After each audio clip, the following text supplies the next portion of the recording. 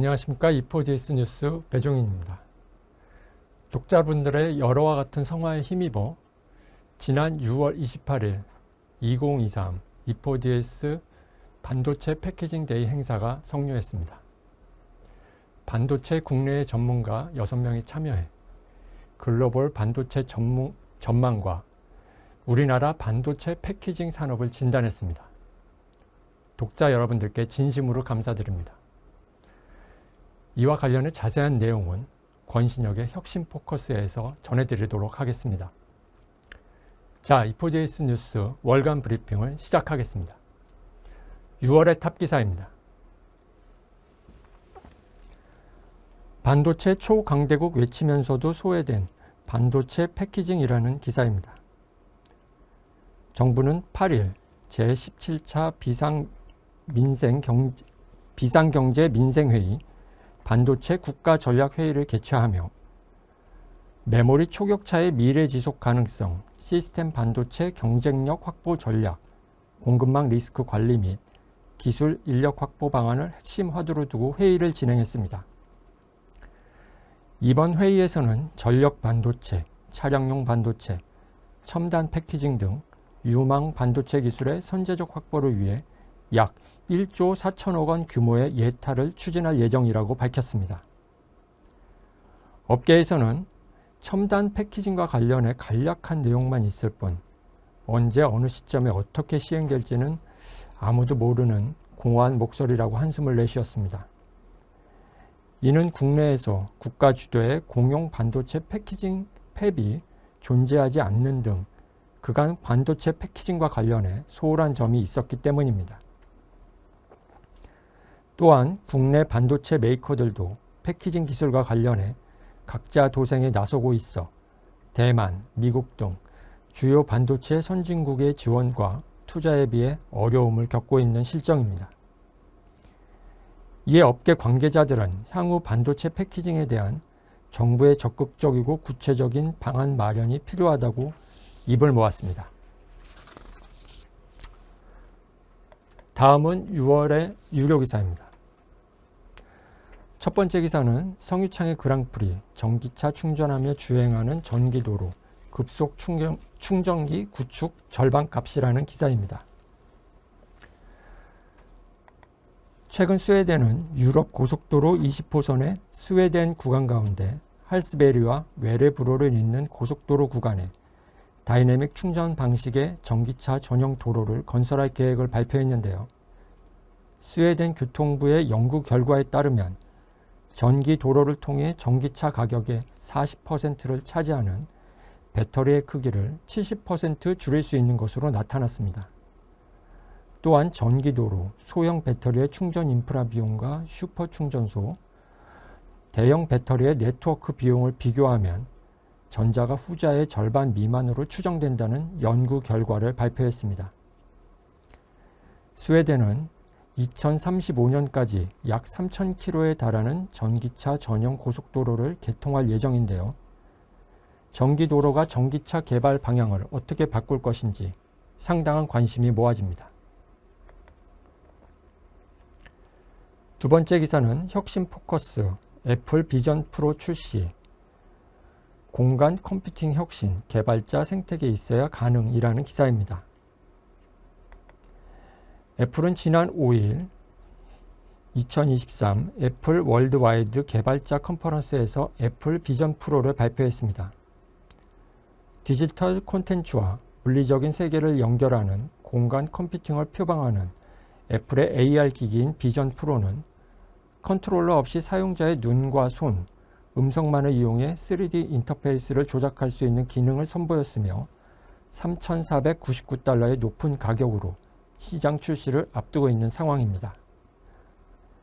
애플 비전 프로가 기존의 보는 컴퓨팅에서 들여다보는 컴퓨팅으로 전환을 이끌 것인지 아니면 킬러 앱이 없는 상태에서 단순히 비싼 기기에 머물 것인지 귀추가 주목되고 있습니다. 세 번째 기사는 우주 전력 발전 젠걸음, 미 칼텍, 우주, 지구, 무선 전력 전송 최초 성공이라는 기사입니다. 미국 캘리포니아 공과대학교가 최근 우주 환경에서의 무선 전력 전송 기술을 시험해 최초로 지구의 전력을 무선으로 전송하는 시연을 성공했습니다. 향후 이 기술이 상용화되면 우주 공간에서 무제한적인 태양 에너지 공급이 가능해 차세대 에너지원으로 자리매김할 것으로 기대됩니다. 국내에서도 우주 태양광 발전과 무선 전력 전송 기술에 대해 많은 연구가 진행되고 있는데요. 대표적으로 한국전기연구원, 항공우주연구원 등이 기술을 주도하고 있습니다.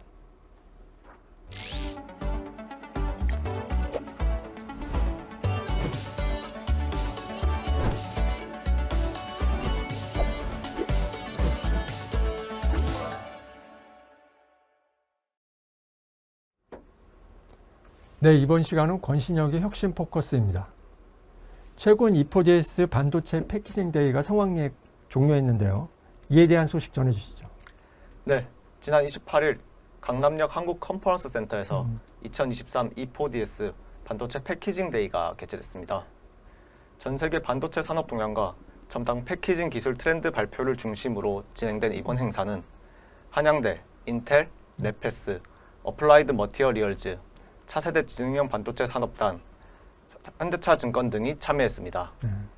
첫 번째 세션을 맡은 노근창 현대차증권 리서치 센터장은 올해 반도체 시장 전망을 언급하며 AI 반도체를 주목했는데요. 관련 내용 반도체 패키징 데이 현장 영상으로 살펴보시겠습니다. 1분기, 2분기 실적만 놓고 본다면 올해 매출액은 감소는 불가피할 것 같고 두 자릿수 감소를 예상하는 데도 많이 있습니다. 왜냐하면 고객들이 그렇게 현재는 의미 있게 추가되는 상황은 아닌 것 같고요.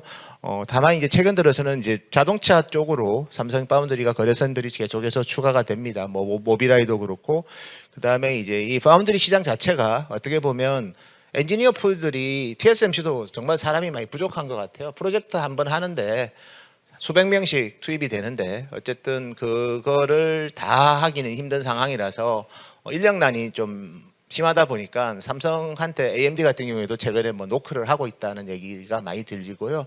2025년 6년부터는 실제로 AMD 향으로도 삼성이 거래선이 좀 추가될 수도 있을 것 같습니다. 코스트가 너무 들기 때문에 최근에 이제 특징은 이제 클라우드 사업자들이 이제 자체 NPU를 많이 쓰려고 합니다. 그러니까 NPU를 기존에도 TPU를 구글이 많이 했고, 그 다음에 AWS든 메타든 마이크로소프트도 이제 지금은 이제 자체적인 NPU를 2024년 말부터는 좀 많이 써서 일각에서는 이제 GPU 안 쓰고 NPU로만 저는 그건 말도 안 되는 것 같아요. GPU 당연히 쓰겠죠.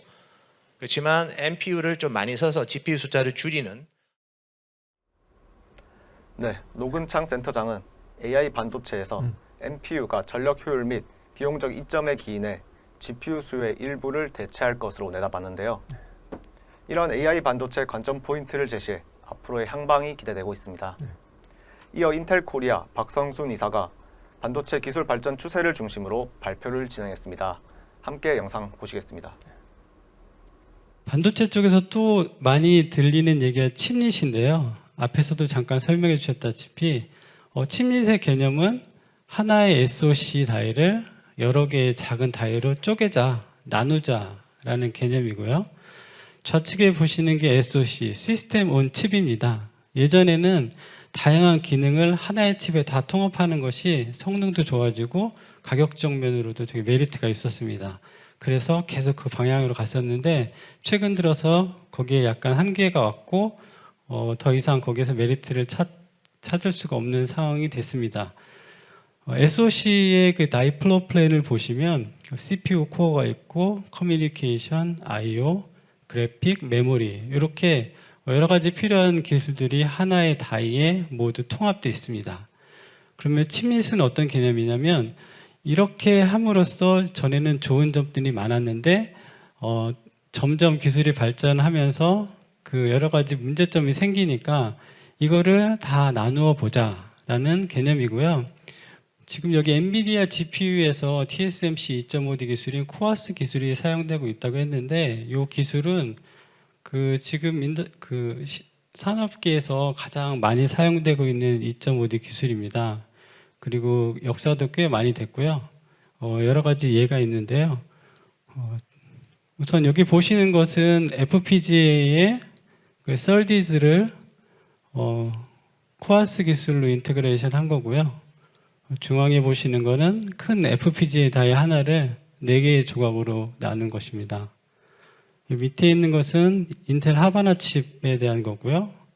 AMD GPU와 HBM 모듈을 인테그레이션 한 것도 있고, NEC의 그 슈퍼컴퓨팅용 프로세서를 인테그레이션 한 것도 모두 TSMC 코아스 기술을 사용한 예입니다. 네. 박성순 이사는 AI 반도체 시장이 급격히 커질 것이라고 언급했는데요. AI 서버급 칩에 칩렉과 2.5D 패키징이 적용되는 등 후공정 비중이 점차 높아지고 있어 반도체 발전이 패키징 기술과 함께 하고 있음을 확인할 수 있었습니다. 더불어 반도체 패키징 정부 정책도 중요한 업계의 관심사 중 하나입니다. 한규민 차세대 지능형 반도체 사업단 팀장이 나와 관련 발표를 이어갔습니다. 함께 영상 보시겠습니다. 네, 지금 이게 각국의 12대 기술입니다. 그래서 그 기술을 지원하는 것들은 점으로 좀 찍었고, 그다음 그 중에 이제 반도체 디스플레이는 각국에서 다 지원하는 걸로 지금 하고 있습니다. 그 중에 이제 패키징 공정이 이제 기술적 한계를 위한 핵심 기술로 구상이 되어서 지금 각국에서 정책적으로 잘 밀어드리고 있고, R&D 기술 센터 이런 것들로 지금 지원을 하는 걸로 지금 보여주고 있습니다. 후공정 분야는 얼마나 지원을 하고 있냐라는 게 좀 궁금해하실 수 있으실 것 같은데요. 이제 총 4천억 정도 지금 지원이 되고 있고, 산업통상부, 과학기부, 그리고 중기부, 교육부가 지금 여러 경로로 해서 지금 R&D를 지원하고 있습니다. 산업부는 약간 산업계 중심의 그 R&D 지원 사업이고요. 이제 과기부는 학교나 이제 연구기관의 중심의 사업이라고 볼 수 있습니다. 근데 여기서 좀 이제 과제들이 좀 나와 있는데, 기술의 과제들이 나와 있는데 좀 약간 파편적으로 기술이 전체적으로 어느 로드맵에 맞춰서 나가지 않고 그냥 그때 이슈된 기술들만 R&D로 지금 지원되는 상황입니다. 저희가 첨단 반도체 센터를 지금 건립하려고 지금 계획 중에 있습니다. 산업부에서 그쪽 안에 패키징이 좀 들어가 있어서 그쪽을 좀 활용하는 방법으로 지금 제안을 드리고 있습니다. 그래서 말씀드린 것처럼 산학의 협력 공정 R&D 시스템 구축이 필요하고, 그다음에 이것들을 산학용이 활발하게 이용을 해서 기술 체력을 조금 올리자라는 것들을 제안을 드렸습니다. 한규민 팀장은 기존 파편적이고 이슈에만 초점을 맞춘 정부 과제에서 탈피해 첨단 패키징 R&D 발전 전략을 마련해 로드맵을 구축했다고 전했습니다. 이로써 E4DS 반도체 패키징 데이는 성황리에 막을 내렸습니다. 발표를 놓치신 분들께선 발표 핵심만 전해드리는 리뷰 기사가 향후 업데이트될 예정이오니 많은 관심 부탁드립니다. 이상 혁신 포커스였습니다. 네, 권 기자 수고했습니다. 다음은 주목할 만한 기사를 살펴보는 포커스입니다. 재료연은 지난 20일 한국재료연구원 연구 1동 세미나실에서 미래 이모빌리티 전동화 부품 산업 교류회를 개최하고 미래 자동차 산업에 대한 인식 변화와 실질적인 대응 방안 논의를 위한 토론회 장을 마련했습니다. 재료연구원은 기계 중심의 사고를 탈피해야 다가오는 다양한 미래 모빌리티 산업에서 새로운 기회를 찾을 수 있다며 자동차를 바라보는 오래된 관점을 새롭게 전환할 필요가 있다고 밝혔습니다. 김형우 한국전기연구원 센터장은 지난 5월 18일 진행된 마우저 파워 세미나에서 시간 관계상 답하지 못했던 질문에 대해 사후 답변했는데요. SiC 전력 반도체 기술이 전기차, 충전기, 태양광 등 애플리케이션에 적용이 가능한 1200V에서 1700V급 수준의 소자를 넘어 앞으로는 특성을 더 개선하는 형태로 기술 개발이 이루어질 것이라고 답변했습니다. 최근 개최된 합리적 통신시장 경쟁 촉진 방안 모색을 위한 토론회에서는 이통 3사가 독점하고 있는 통신시장 경쟁 촉진 방안이 모색됐는데요.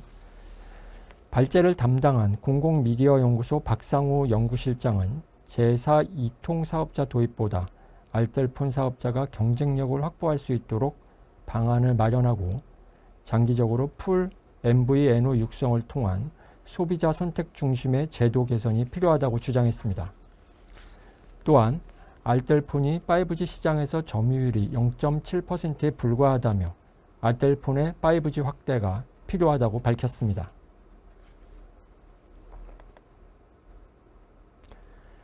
다음은 6월의 인물입니다. 6월의 인물은 이재은 비트센싱 대표이사입니다. CES 2022에서 레이더 기술을 바탕으로 혁신상을 수상한 바 있는 비트센싱은 2023년 떠오르는 탑 자율주행차 기술 스타트업에 선정되기도 했습니다.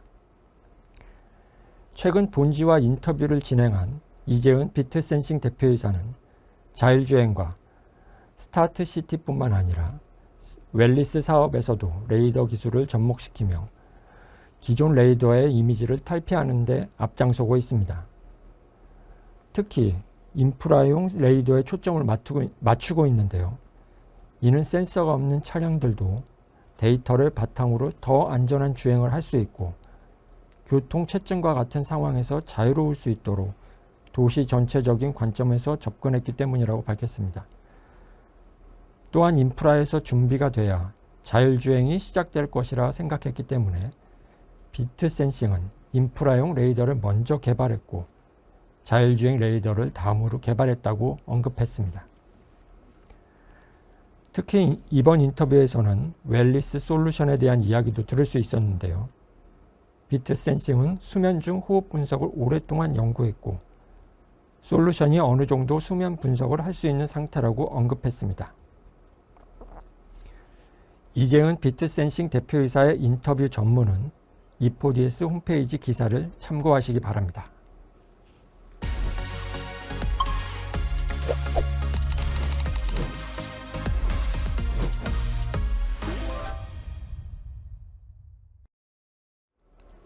자, 다음은 김혜지의 인사이트입니다. 김 기자, 이번 협동로봇 교육센터에서 김 기자가 직접 로봇을 체험했다고요? 네, 맞습니다. 이번에 제가 글로벌 1위 협동로봇 기업 유니버설 로봇의 인증교육센터에서 직접 협동로봇을 작동해보는 기회를 가졌습니다. 유니버설 로봇은 쉬운 컨트롤로 비전문가들도 단 몇 시간 만에 교육을 받으면 쉽게 로봇을 작동할 수 있다는 점을 장점으로 내세우는데요. 실제로 저도 이날 1시간 정도의 이론 수업과 1시간 정도의 실습을 통해 간단한 로봇 제어를 할 수 있었습니다. 오늘은 그 과정을 간단히 말씀드려 보고자 하는데요. 우선 유니버설 로봇이 주장하는 협동 로봇은 볼트 4개만 있으면 용접도 필요 없이 설치가 쉽게 가능했습니다. 이날은 교육 담당자가 이미 한 대씩 각 자리에 로봇을 설치해 놨습니다. 그리고 해당 장치가 티칭 펜던트라고 합니다. 3D 인터페이스가 내장돼 직관적으로 로봇 상태를 볼 수 있고 움직임이나 센서 감지 등이 가능한 로봇 판례 기능을 쉽게 클릭해서 가능하게 설정하는 도와주는 기능입니다. 이 위에 버튼이 있는데요. 이 팔을 움직이고 싶으면 화면에서 웨이포인트를 추가하고 이 버튼을 누르면서 로봇을 다른 형태로 움직이고 저장하면 첫 포인트와 다음 포인트를 경로로 인식해 반복 움직임을 만들 수 있습니다. 이것이 프리 드라이브 기능입니다. 또 그리퍼가 로봇 팔에 달린 게 보이실 텐데요. 너비를 0으로 하면 물건을 집을 수 있고 최대 37mm까지 설정하면 그리퍼가 벌어지게 됩니다. 그렇게 움직이기, 집기 두 동작을 이용해 완성한 픽앤플레이스 작업 모습입니다. 사실 이날은 아주 초보적인 과정만 해본 것인데요. 이런 방식으로 팔레타이징, 샌딩, 머신 탱딩 등 다양한 어플리케이션 기능을 수행하는 게 어렵지 않아 보였습니다. 특히 유니버설 로봇에는 기능 호환을 지원하는 UR 플러스 제품군이 440개가 있어 로봇 팔을 다양한 용도로 현장에서 사용할 수 있다고 합니다. 유니버설 로봇은 전문가 개입 없이 구매부터 설치, 운용, 유지보수까지 유저가 직접 가능하게 하는 것이 최종 목표라고 말했습니다. 협동 로봇의 범용성, 용이성, 유연성 등의 장점을 바탕으로 향후 조선 사업, 자동차 산업, 금속 등 다양한 산업에서 유용하게 사용될 것으로 전망됩니다. 네, 그렇군요. 전국 6곳에 공인교육장이 있다고 하니 저도 한번 가서 들려보고 싶습니다. 김 기자 고생했습니다. 네, 이번 시간은 미디어 쇼케이스입니다. 한국 레노버는 27일 미디어 쇼케이스를 개최하고 싱크스테이션 신제품 3종을 선보였습니다. 새로 출시된 제품은 싱크스테이션 PX, 싱크스테이션 P7, 싱크스테이션 P5 3종으로 기존과 전혀 다른 혁신적 본체 설계와 첨단 방열 시스템이 적용되고 극강의 고성능 컴퓨팅 워크로드 수요에 부응하도록 디자인되었습니다. 특히 에스턴 마틴과 협업한 첨단 공기 역학을 적용해 CPU와 GPU의 성능을 극한 환경에서도 최고 성능을 이끌어냈다는데요.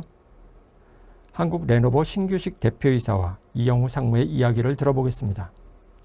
아시다시피 저희가 시스템들이 점점 고성능화되면서 발열이 항상 문제가 되고 있고 그 발열을 얼마나 잘 컨트롤하느냐가 결국은 그 시스템의 퍼포먼스를 얼마나 잘 낼 수 있느냐에 굉장히 중요한 부분을 차지하고 있고요. 저희 워크스테이션은 그 이스턴 마틴이 전략적인 파트너로서 제품 디자인부터 저희들하고 참여를 하게 됐어요. 그 부분 가장 중요하게 눈으로 드러나는 부분은 이스턴 마틴 제가 오늘 전시를 했는데 앞에 그릴 부분이 이제 외부 열과 내부 열을 순환시키는데 굉장히 중요한 역할을 하고요. 이 부분은 상당히 메카니컬하게 중요한 부분입니다. 그런 부분을 저희가 워크스테이션 앞에 보시면 저희가 오늘 발표한 워크스테이션 앞에 보시면 그 그릴을 유사하게 디자인을 해서 연료를 최대한 컨트롤할 수 있도록 하겠다. 그런 부분에 같이 서로 협력하는 것 때문에 이스턴 마틴과 저희가 전략적인 협의를 제휴를 했고요. 그런 부분을 통해서 보시다시피 이런 제품들을 저희가 런치하게 됐습니다.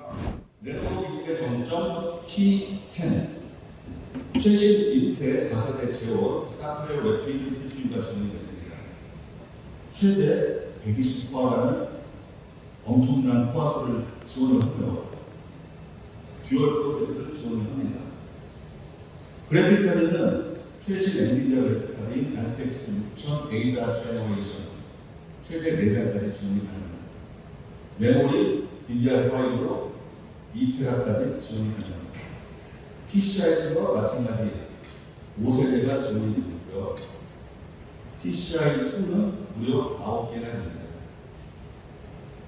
파워는 1850W이고 동시에 리던던트 파워 서플라이를 지원해서 제가 앞서 말씀드린 바와 같이 무전기 시스템을 구축하는데 상당히 용이하게 사용될 수가 있습니다.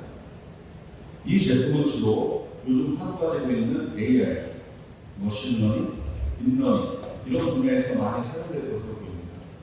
그리고 데이터량을 많이 처리해야 하고 작업 시간에 엄청 민감한 엔터테인먼트 고객에게도 많이 사용될 것으로 예측되고 있습니다. 그리고 앞에서 보신 바와 같이 데이터 센터에서 고난도 컴퓨터 작업을 하는데도 많이 사용될 것으로 보이고 있습니다.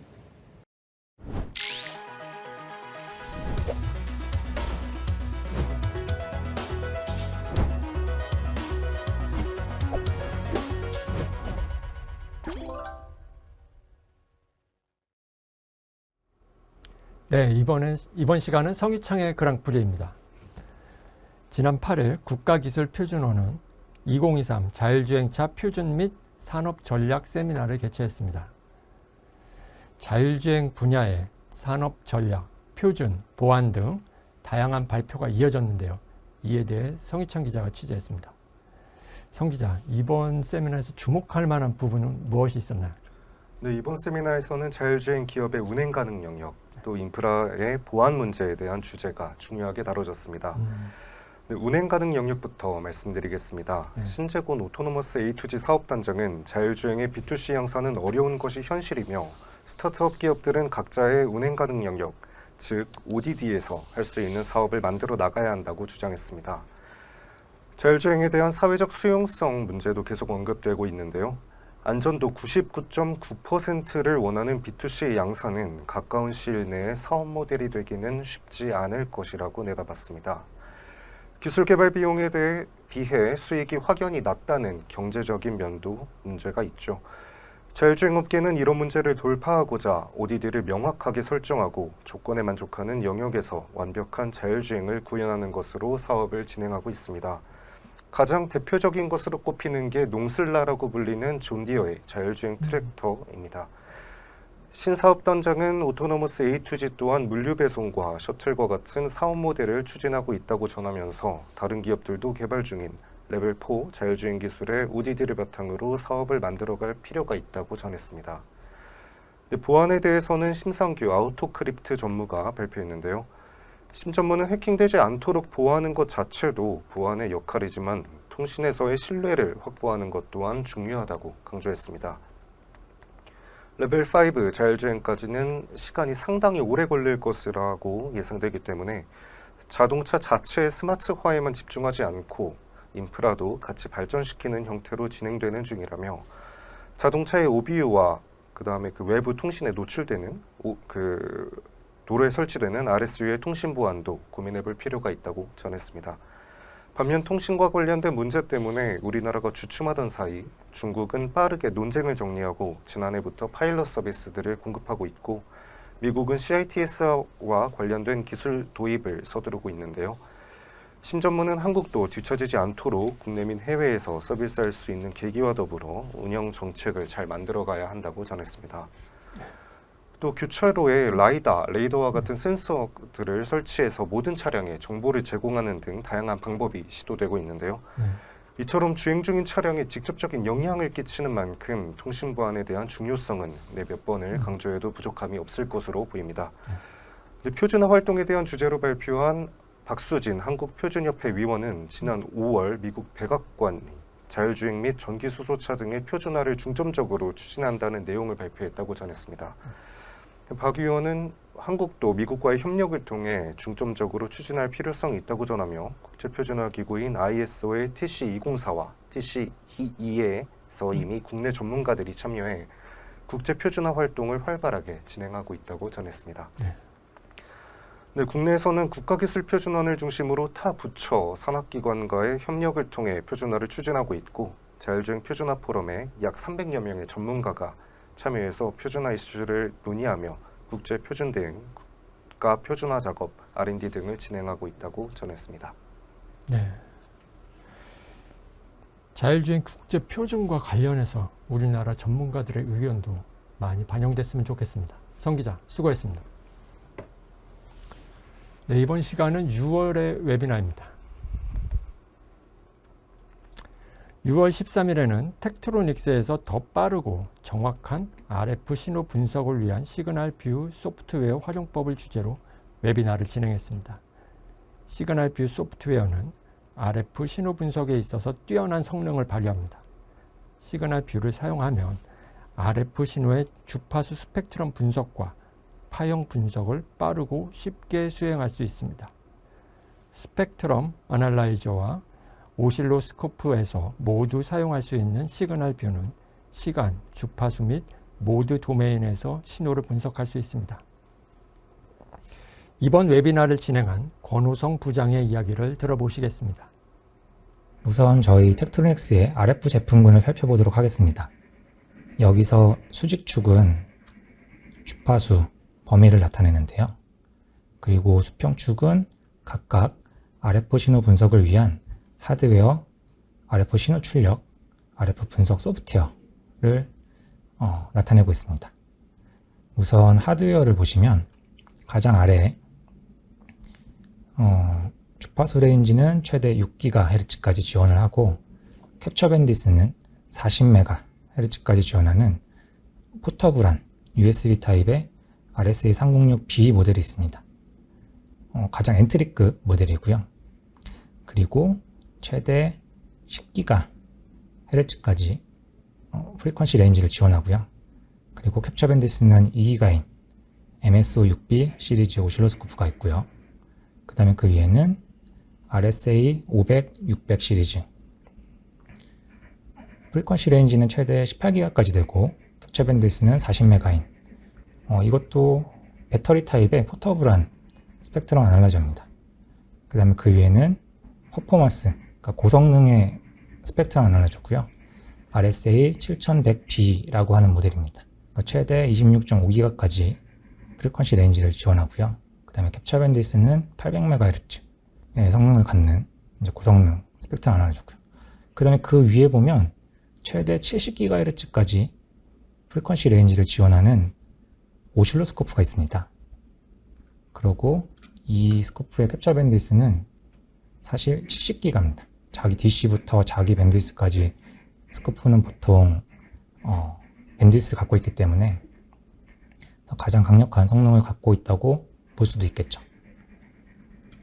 그래서 오실로스코프로 기존에는 타임 도메인의 신호만 봤다고 한다면 오늘 알아볼 시그널 뷰 소프트웨어를 이용해서 스펙트럼, RF 신호, 무선 신호를 분석할 수도 있는 하드웨어가 될 수도 있다는 것을 한번 알아보도록 하고요. 그 다음에 중간에 보시면 시그널 제너레이터, RF 신호 발생기는 이 아래쪽에 있는 거는 AWG5000 시리즈라고 하는데요. 이거는 8채널의 2기가 밴드위스 신호를 최대 6기가 레인지에서 출력할 수 있는 신호 발생기고요. 그 다음에 이 위에 있는 거는 AWG7000 시리즈라고 하고 2채널의 15기가의 밴드위스 신호를 최대 20기가 레인지에서 출력할 수 있는 성능을 가지고 있습니다. 그 다음에 우측에 보시면은 소프트웨어가 있는데요. 이 RF 분석 소프트웨어는 이 아래쪽에 있는 스펙트럼 뷰는 이제 오실로스코프에서만 사용할 수 있는 소프트웨어예요. 그리고 그 위에 있는 시그널 뷰는 스펙트럼 아날라이저에서도 쓸 수가 있고요. 그 다음에 오실로스코프에서도 쓸 수 있는 RF 분석하는 소프트웨어입니다. 6월 15일에는 ST 마이크로 일렉트로닉스에서 플라이트 센스 VL53 L8CX 소개를 주제로 웨비나를 진행했습니다. VL53 L8CX 센서는 여러 대상을 감지하는 최대 64개의 감지 영역과 각 영역마다 최대 400cm의 거리 측정은 물론 65도 사선으로 넓은 사변형 시야각을 제공합니다.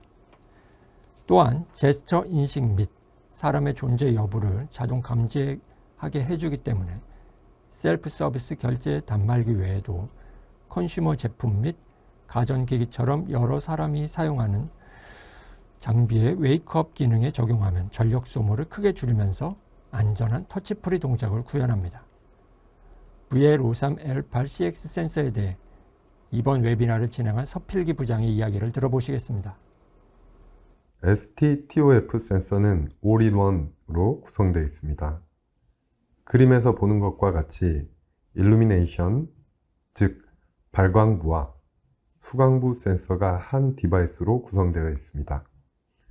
IR 필터가 장착되어 있으며 에미터 역할을 하는 빅셀 다이오드와 센서 역할을 하는 S패드 및 램과 롬으로 구성되어 있는 SOC 시스템입니다.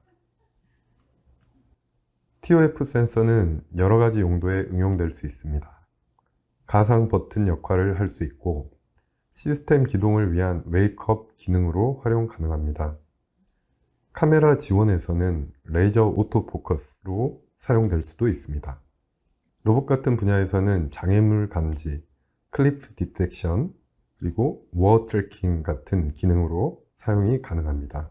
그 밖에도 화면처럼 많은 응용 분야가 있습니다. 최근 TOF 센서의 소개입니다. VL53L5CX를 L5CX로 그리고 VL53L8CX를 L8CX로 말씀드리겠습니다. ST의 멀티존을 감지하는 센서 중 L5CX와 L7CX 그리고 L8CX의 주요 특징 비교 테이블입니다. L5CX와 LACX에 측정할 수 있는 대각 FOV는 65도인 반면에 L7CX의 FOV는 90도입니다. 크기 측면에서 가로, 세로는 모두 동일하지만 L5CX의 높이가 1.5mm로 상대적으로 작습니다. 모두 I2C 통신을 지원하고 LACX는 추가로 SPI 통신도 지원합니다. 아울러 LACX는 상대적으로 고성능의 픽셀 사용과 한 단계 발전된 내부 프로세싱으로 앰비언트 환경에서도 285cm까지 측정이 가능하고 동일한 환경이라면 보다 적은 전력으로 사용할 수 있습니다. 6월 27일에는 마이크로칩에서 마이크로칩 차량용 PCI 익스프레스 솔루션 PCI 익스프레스 젠3 네트워크 브리징 및 팬아웃 제품군과 인베디드 애플리케이션용 16에서 32레인 PCI 익스프레스 젠4 스위치를 주제로 웨비나를 진행했습니다. 마이크로칩은 자동차 응용 분야의 PCI 익스프레스 솔루션을 위한 포트폴리오를 확장하고 있는데요. 특히 자동차 ADAS 응용 분야를 대상으로 하는 신규 PCI 익스프레스 젠4 스위칭 제품의 로드맵을 검토하고 있습니다. 마이크로칩 김민근 책임의 이야기를 들어보겠습니다. 차량이 점점 SDV, 즉 소프트웨어로 정의되는 차량으로의 개념으로 변화함에 따라 수백 개의 ECU들이 네트워크로 연결된 기존의 분산 구조를 탈피하여 물리적 접근성에 따라 존으로 분할되는 조널 아키텍처의 중요성이 더 커지고 있습니다. 조널 아키텍처의 특징은 I/O 장치, 통신, 배선, 배전 등의 저수준 하드웨어의 기능을 조널 게이트웨이를 통해 추상화하고 차량 제어 연산은 중앙화된 컴퓨팅 파워를 이용하는 것입니다. 이 구조에서 중앙 집중형 차량 컴퓨터는 조널 게이트웨이들과 이더넷을 통해 연결됩니다.